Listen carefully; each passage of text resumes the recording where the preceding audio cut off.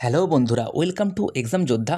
বন্ধুরা, আমি আজও তোমাদের জন্য পশ্চিমবঙ্গ গ্রাম পঞ্চায়েত এক্সামকে টার্গেট করে 40টি বাছাই করা সেরা প্রশ্ন নিয়ে হাজির হয়েছি। আজ হলো তোমাদের 4 নাম্বার ক্লাস। তো আমরা এইভাবেই তোমাদের পুরো সিলেবাস কমপ্লিট করে ফেলবো। তো চলো আজকের ক্লাসটি শুরু করা যাক। আজকে তোমাদের প্রথম প্রশ্ন হলো, অশোক মেহতা কমিটি কত সালে গঠিত হয়? তো অশোক মেহতা কমিটি এটি গঠিত হয় অপশান বি, এটির একদম কারেক্ট অ্যান্সার। তোমরা অনেকেই জানো 1977 সালে। তারপরের প্রশ্নে আমরা চলে যাব, পশ্চিমবঙ্গ পঞ্চায়েত আইন অনুযায়ী গ্রাম সংসদ কোন স্তরে গঠিত হয়? তো পশ্চিমবঙ্গ পঞ্চায়েত আইন অনুযায়ী গ্রাম সংসদ এটি কোন স্তরে গঠিত হয়? এটির সঠিক উত্তর হয়ে যাবে অপশান এ, গ্রাম পঞ্চায়েতের প্রতিটি নির্বাচনী বুথ স্তরে। তারপরের প্রশ্নে আমরা চলে যাব, পশ্চিমবঙ্গ পঞ্চায়েত রাজ ব্যবস্থা সর্বনিম্ন বা প্রথম স্তর কোনটি? তো পশ্চিমবঙ্গে পঞ্চায়েত রাজের ব্যবস্থার সর্বনিম্ন বা প্রথম স্তর হলো, এটির সঠিক উত্তর হয়ে যাবে অপশান সি, গ্রাম পঞ্চায়েত। অপশান সি এটির একদম কারেক্ট অ্যান্সার। তোমরা যারা আমার চ্যানেল নতুন, তোমাদেরকে বলে দিই, আমি কিন্তু তোমাদের জন্য প্রতিদিন সকালে এভাবে একটি করে ইম্পর্টেন্ট কোশ্চেন নিয়ে ক্লাস দিয়ে থাকি। তো তোমরা যারা আগের ক্লাসগুলি মিস করেছো, অবশ্যই এই ক্লাসটি হওয়ার পর ওগুলো কমপ্লিট করে নিও। তো 4 নম্বর প্রশ্ন, একটি নবগঠিত গ্রাম পঞ্চায়েত প্রথম সভা আহ্বান করার দায়িত্ব কার থাকে? তো পঞ্চায়েতের যে প্রথম সভা আহ্বান করার দায়িত্ব থাকে, এটির সঠিক উত্তর হয়ে যাবে অপশান বি, বিডিওর। অপশান বি এটির একদম কারেক্ট অ্যান্সার। তারপরের প্রশ্নে আমরা চলে যাব, কততম সংবিধান সংশোধনীর মাধ্যমে ভারতে পৌরসভাকে সংবিধানের মর্যাদা দেওয়া হয়? তো এটির সঠিক উত্তর হয়ে যাবে 74তম সংশোধনীতে ভারতের পৌরসভাকে সাংবিধানিক মর্যাদা দেওয়া হয়। তারপরের প্রশ্নে আমরা চলে যাব, পশ্চিমবঙ্গের পঞ্চায়েত আইন অনুযায়ী জেলা পরিষদের কার্যনির্বাহিনী অধিকারক এক্সিকিউটিভ অফিসার কে হন? তো এটির সঠিক উত্তর হয়ে যাবে এক্সিকিউটিভ অফিসার হন অপশান বি, এটির একদম কারেক্ট অ্যান্সার, জেলা শাসক বা ডিএম। তারপরের প্রশ্নে আমরা চলে যাব, ভারতের কোন রাজ্যে প্রথম 4 স্তর বিশিষ্ট পঞ্চায়েত ব্যবস্থা প্রবর্তিত হয়েছিল? তো 4 স্তর বিশিষ্ট পঞ্চায়েত ব্যবস্থা প্রবর্তিত হয়েছিল, এটির সঠিক উত্তর হয়ে যাবে অপশান এ, পশ্চিমবঙ্গতে। আমরা তারপরের প্রশ্নে আমরা চলে যাব, গ্রাম পঞ্চায়েতের কোনো নির্বাচিত সদস্য পদত্যাগ করতে চাইলে কার কাছে পদত্যাগপত্র জমা দেবেন? তো কার কাছে পদত্যাগপত্র জমা দেবেন? এটির সঠিক উত্তর হয়ে যাবে অপশান সি, বিডিওর কাছে তার পদত্যাগপত্রটি জমা দিতে হবে। তারপরের প্রশ্নে আমরা চলে যাব, জাতীয় পঞ্চায়েতি রাজ দিবস প্রতি বছর কোন তারিখে পালিত হয়?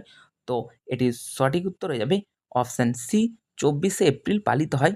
আমরা তারপরের প্রশ্নে চলে যাব, তোমাদেরকে আমি বলে দিই, তোমরা যারা চ্যানেলে নতুন, চ্যানেলটিকে অবশ্যই সাবস্ক্রাইব করে দিও এবং পুরনো ক্লাসগুলিও দেখে নিও এই ক্লাসটি কমপ্লিট করার পর। তো পশ্চিমবঙ্গ দীর্ঘতম নদী কোনটি?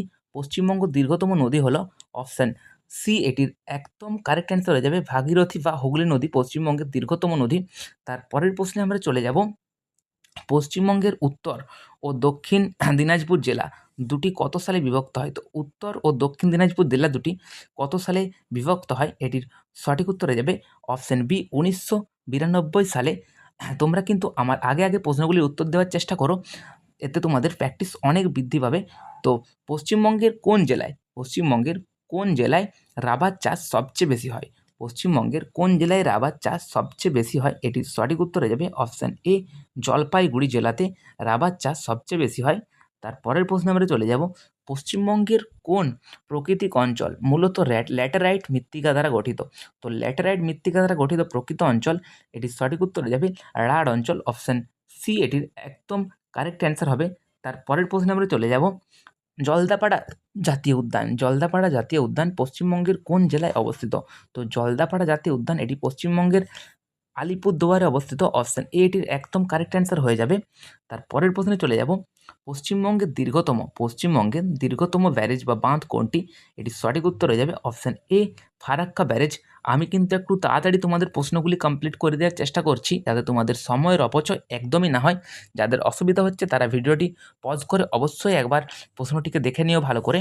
তো তারপরের প্রশ্নে আমরা চলে যাব, পশ্চিমবঙ্গের কোন জেলাটি সবচেয়ে বেশি বনভূমি বা অরণ্য দ্বারা আবৃত?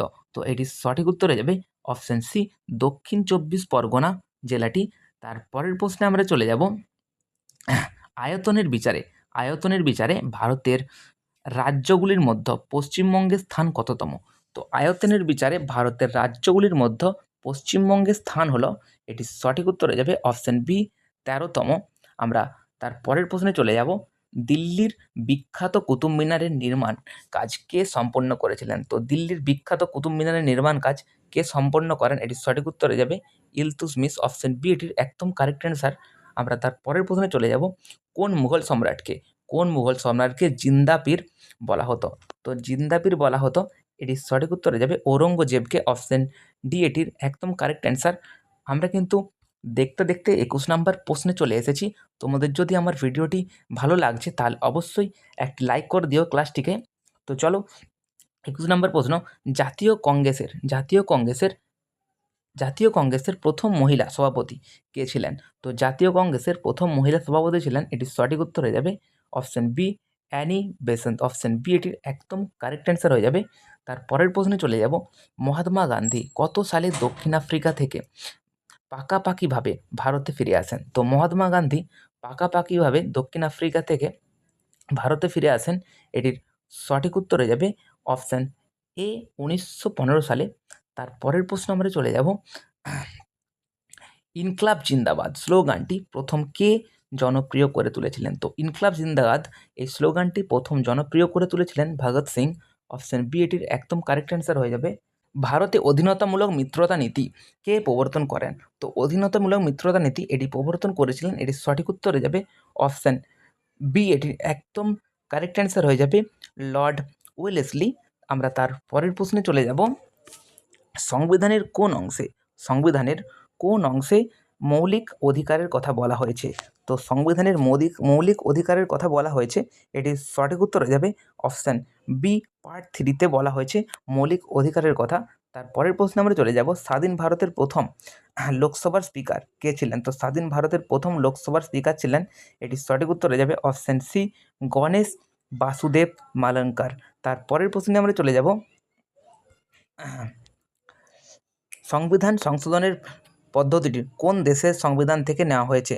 তো সংবিধান সংশোধনের পদ্ধতিটি কোন দেশের সংবিধান থেকে নেওয়া হয়েছে? এটির সঠিক উত্তর হয়ে যাবে অপশান এ দক্ষিণ আফ্রিকার থেকে নেওয়া হয়েছে। আমরা তার পরের প্রশ্নে চলে যাব। ভারতের সুপ্রিম কোর্টের বিচারপতিদের অবসরের বয়স কত বছর? তো ভারতের সুপ্রিম কোর্টের বিচারপতিদের অবসরের বয়স হলো, এটির সঠিক উত্তর হয়ে যাবে অপশান সি 65 ইয়ার বা 65 বছর। আমরা তার পরের প্রশ্নে চলে যাব। সংসদের রাজ্যসভার অধিবেশনে কে সভাপতিত্ব করেন? তো সংসদের রাজ্যসভার অধিবেশনে কে সভাপতিত্ব করেন? এটির সঠিক উত্তর হয়ে যাবে অপশান সি উপরাষ্ট্রপতি। এটির একদম কারেক্ট অ্যান্সার। তার পরের প্রশ্নে আমরা চলে যাব। সংবিধানের অভিভাবক ও রক্ষাকর্তা কাকে বলা হয়? তো সংবিধানের অভিভাবক ও রক্ষাকর্তা কাকে বলা হয়? এটির সঠিক উত্তর হয়ে যাবে অপশান সি সুপ্রিম কোর্টকে বলা হয়। তার পরের প্রশ্নে আমরা চলে যাব। ভারতের প্রথম প্রধান নির্বাচন কমিশনার কে ছিলেন? তো ভারতের প্রথম প্রধান নির্বাচন কমিশনার কে ছিলেন? তো এটির সঠিক উত্তর হয়ে যাবে অপশান এ, এটির একদম কারেক্ট অ্যান্সার সুকুমার সেন ছিলেন। তার পরের প্রশ্নে আমরা চলে যাব। মানবদেহের মাস্টার গ্ল্যান্ড বা প্রভুগ্রন্থি কাকে বলা হয়?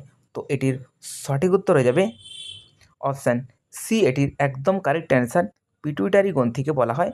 তার পরের প্রশ্নে আমরা চলে যাব। উদ্ভিদের মূল থেকে পাতায় জল ও খনিজ লবণ পরিবহনের জন্য দায়ী কোন কলা? তো এটির সঠিক উত্তর হয়ে যাবে জাইলেম কলা। অপশান বি এটির একদম কারেক্ট অ্যান্সার হয়ে যাবে। তার পরের প্রশ্নে আমরা চলে যাব। লাফিং গ্যাসের রাসায়নিক নাম কি? তো লাফিং গ্যাসের রাসায়নিক নাম হলো নাইট্রাস অক্সাইড। অপশান বি এটির একদম কারেক্ট অ্যান্সার হয়ে যাবে বন্ধুরা। ঐতিহাসিক ডুরান্ড কাপ কোন খেলার সাথে যুক্ত? তো ঐতিহাসিক ডুরান্ড কাপ কোন খেলার সাথে যুক্ত? এটির সঠিক উত্তর হয়ে যাবে অপশান সি ফুটবল খেলার সাথে যুক্ত। তার পরের প্রশ্নে আমরা চলে যাব। বিশ্ব স্বাস্থ্য সংস্থা WHO এর প্রধান দপ্তর কোথায় অবস্থিত? তো বিশ্ব স্বাস্থ্য সংস্থা এর প্রধান দপ্তর অবস্থিত হলো অপশান ডি জেনেভাতে। আমরা তার পরের প্রশ্নে চলে যাব। বিখ্যাত ঐতিহাসিক অজন্তা গুহাচিত্র ভারতের কোন রাজ্যে অবস্থিত? তো এটির সঠিক উত্তর হয়ে যাবে বিখ্যাত ঐতিহাসিক অজন্তা গুহাচিত্র ভারতের অপশান বি মহারাষ্ট্রে অবস্থিত। আমরা তার পরের প্রশ্নে চলে যাব। মহাকাশে যাওয়ার প্রথম ভারতীয় মহাকাশচারীর নাম কি? তো মহাকাশে যাওয়া প্রথম ভারতীয় মহাকাশচারীর নাম হলো, এটি তোমরা সকলেই জানো, এটির সঠিক উত্তর হয়ে যাবে রাকেশ শর্মা। অপশান এ এটির একদম কারেক্ট অ্যান্সার। তো আজ পর্যন্ত এতটি বন্ধুরা, যদি ক্লাসটি ভালো লেগে থাকে তাহলে অবশ্যই একটি লাইক করে দিও এবং চ্যানেলটিকে অবশ্যই সাবস্ক্রাইব করে দাও। আবার দেখা হচ্ছে তোমাদের সাথে কাল সকাল ঠিক 8টাতে।